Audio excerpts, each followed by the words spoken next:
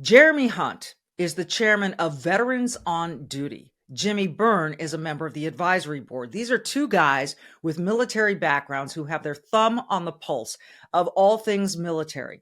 We're going to talk to them today about everything from TikTok to this proposed port into Gaza.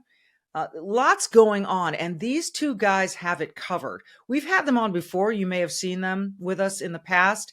This time we recorded this the day after the State of the Union address. So you will hear references to some of the things the president said in that State of the Union, but we're holding off on releasing this for a few days.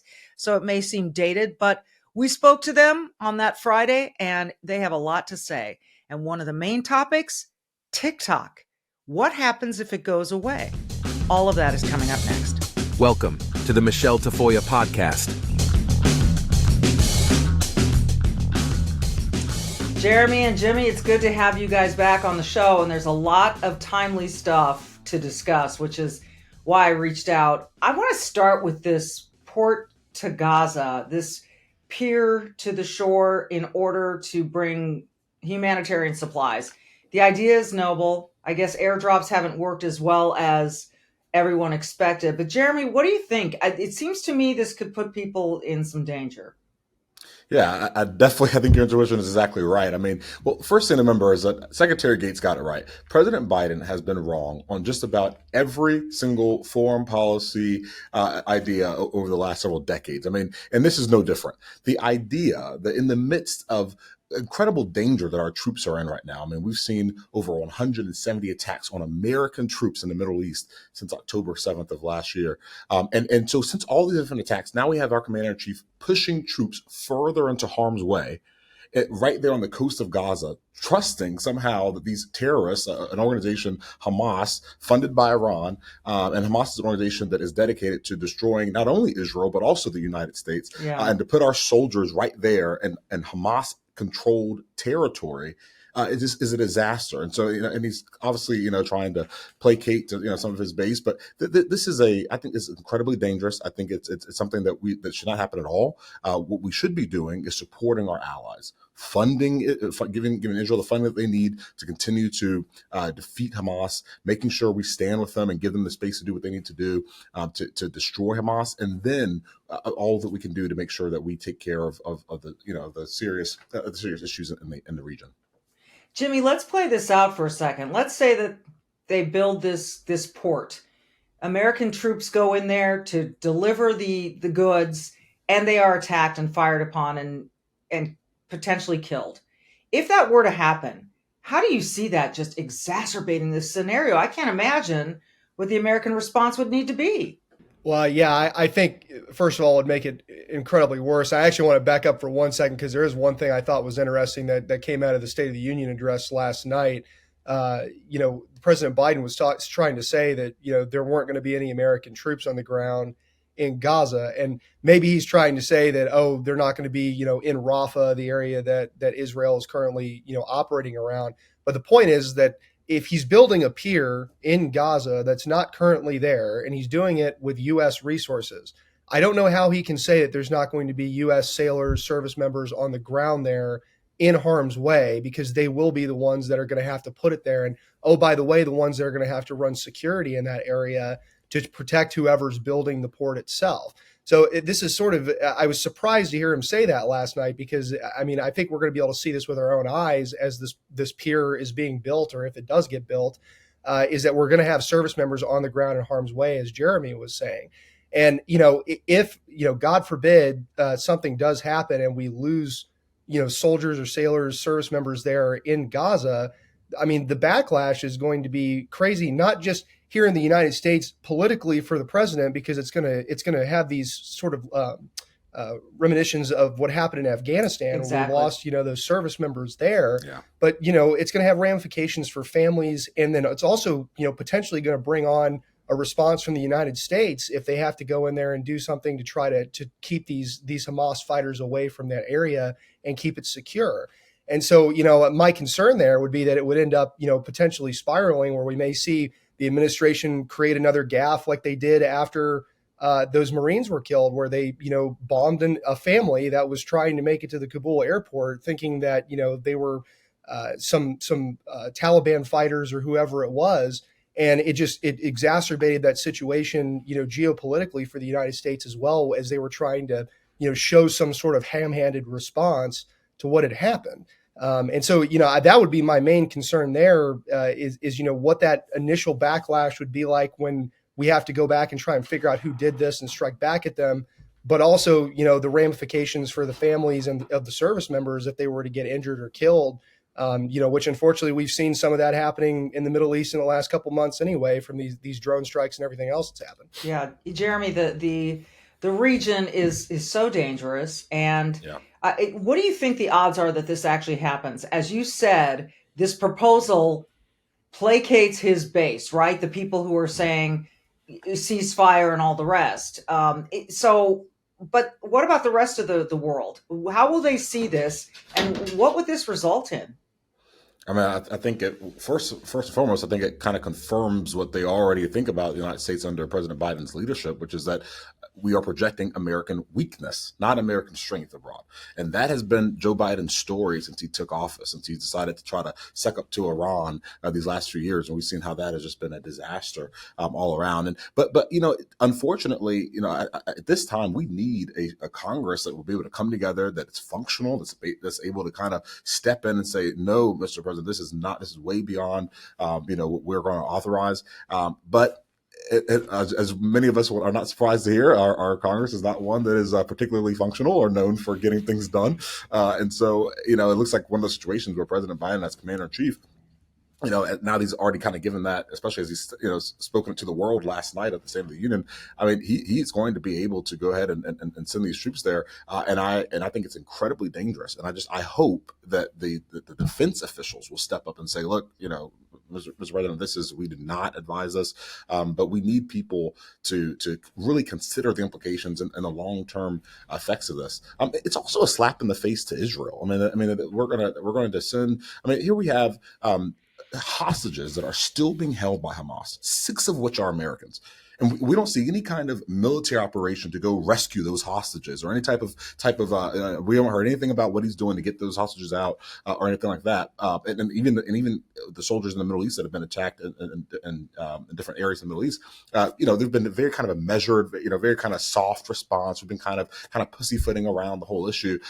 But when it comes to, making sure we help Hamas control territory, well, now, we're sending sailors there to get the job done. I mean, I think the messaging there is totally backwards, and our enemies are taking note. Well, you speak of Congress and their inability to come together on certain things. Now, a congressional House committee did vote 50-0 on this bill about TikTok.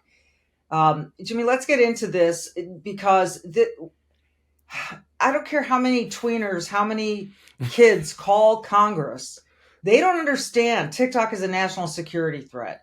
I think it's already done so much damage socially and in some way and in other ways as well. So this committee votes, look, ByteDance, you either sell it to an American entity or you're banned. It seems pretty simple, and there's a lot of pushback. Where do you think this goes? Well, my hope of where it goes is that it ends up being, that we end up with either a divestiture of TikTok from ByteDance and any other foreign, entities, or we end up with TikTok being banned. If you want to see how dangerous TikTok is or how much power it wields, look at what happened yesterday before the committee vote. All of these Congress people were getting thousands of phone calls, and there's now starting to be messages circling around on X, formerly Twitter, about messages they were receiving from TikTok on their phones, directed and geolocated to where these users' cell phones were, to where their representatives located, so that they could, figure out, okay, who is living in this particular district? Okay, call this congressperson and flood their offices and make sure that you tell them not to vote for this. I mean, if you want to just see a great example, I was actually shocked they did this yesterday, because it's a great example of exactly why we're concerned about this. They were able to target individual users to get them to call Congress, and they were successful in doing so. I was glad to see that the committee voted unanimously for this, despite the pressure that's coming. It still has a long way to go, though. It has to make it through a floor vote and through, and then obviously go over to the Senate and get approved there.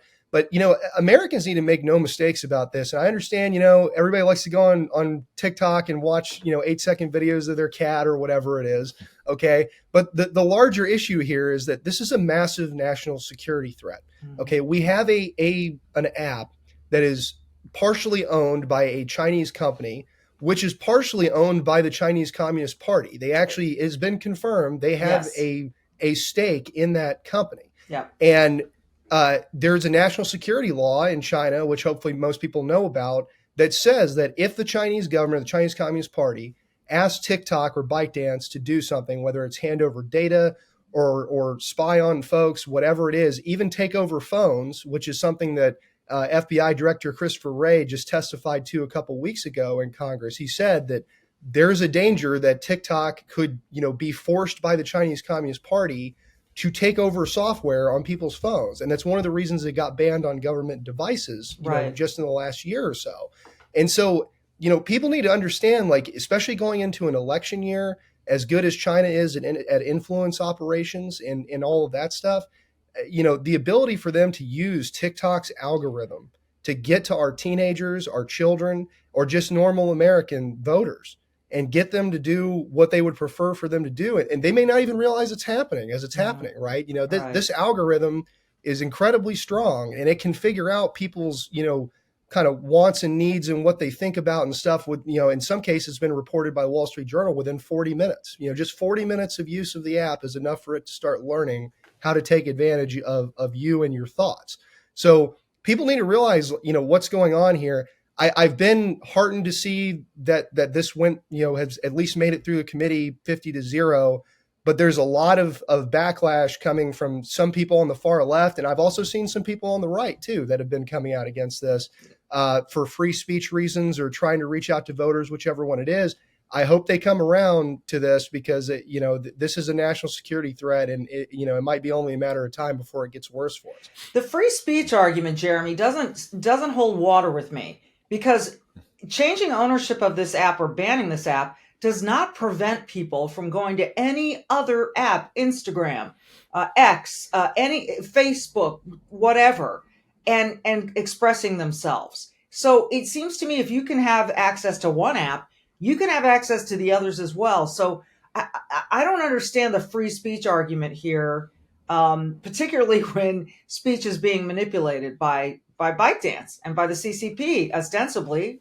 So how do they make a free speech argument here?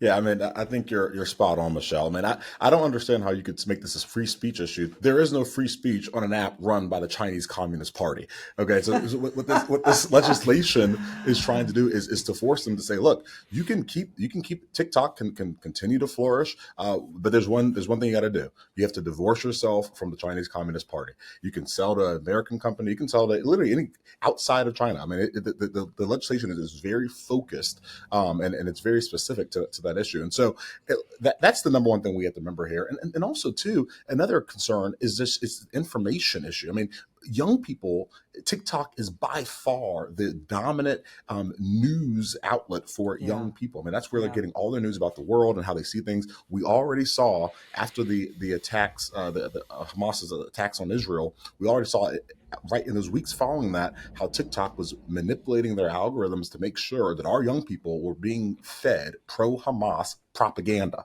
I mean, so this is a serious issue on a lot of different levels, not to mention the fact that so many of our kids are totally addicted to this app. I mean, it's just so many different dimensions that we're seeing here. And unfortunately, it's bad on every single level. Michelle, if I could say one thing too, one thing that I've been concerned about as well here is the response from the Biden administration to TikTok in general. One of the things that's really concerned me is, the president has his FBI director, the head of his cybersecurity, nodes within the government, going into Congress and telling them, they're raising the red alarm every time they go in there. And these are folks that Biden put into positions in his government that are coming out against this. And then the president himself signed an executive order that extended an election emergency warning about manipulation on social media and concerns about foreign influence just in September. He just signed that recently through the end of 2024.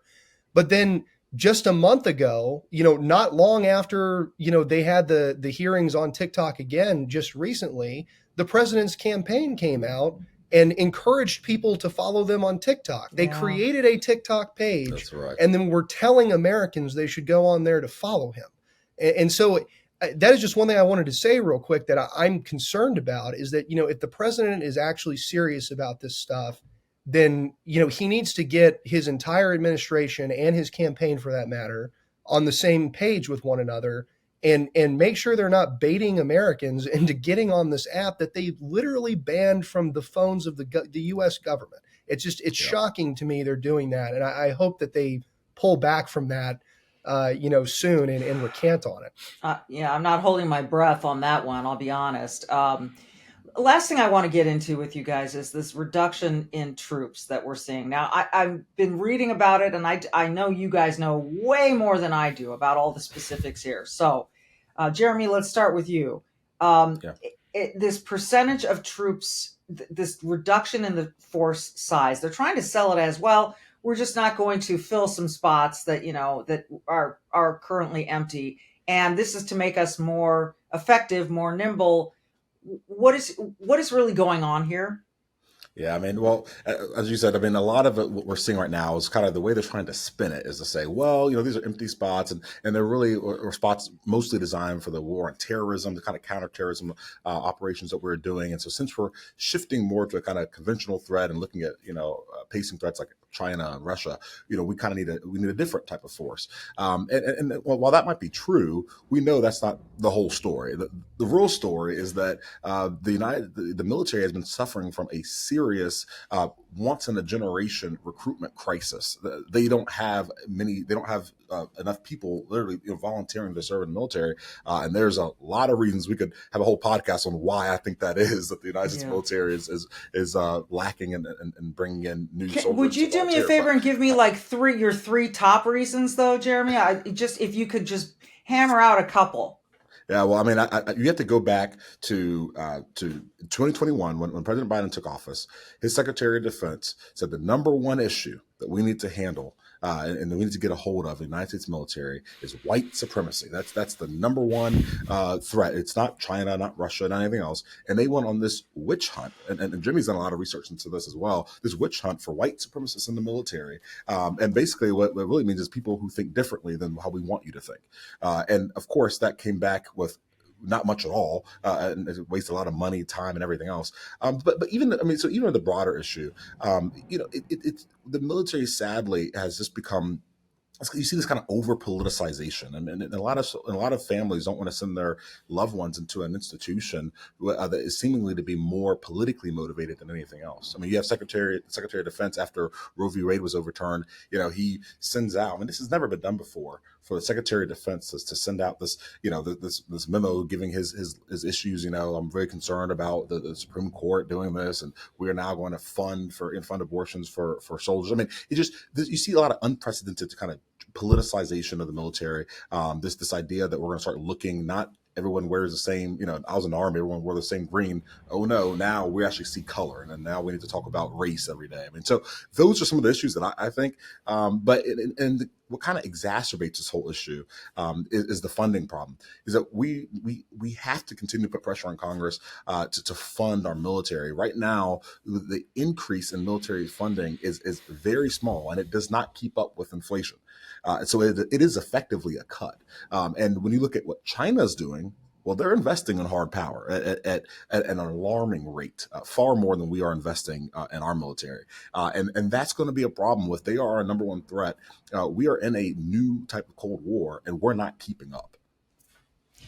Jimmy, I get dispirited and disheartened, and I have to try to check myself because I want to remain optimistic. I want to remain hopeful. I want to look at the upside, the good side. But this really is concerning to me. It's the attitude, and it's the change in tenor and tone of what the armed services is all about. The last time you guys were with me, we looked at this video about misgendering people within, the armed services, and it was mind-boggling that any resources at all would be put towards something that is, it seems to me, so on the fringes. And so I don't. the seeds of this had to have been planted long before 2021, right? And they're just now kind of coming to bloom, or do I have that wrong? So, I mean, I think that there was a lot of push, particularly in the early 2010s by the Obama administration to start trying to bring some of this politicalization and, DEI initiatives into the military. And you started to see some of that happening around that point in time. The problem was that they, obviously when President Trump became president, he put a stop to a lot of the more fringe issues that were going on there. Obviously we want a military that is diverse and that can work together on the same team, moving towards the same goal, and celebrate being Americans and working to defend American values, which should be the identity that we uphold over everything else. But there is a point where you can take this so far, particularly when you start adopting these sort of Ivy League kind of ideologies, and then putting people in political positions in DoD to start pushing this down on the troops.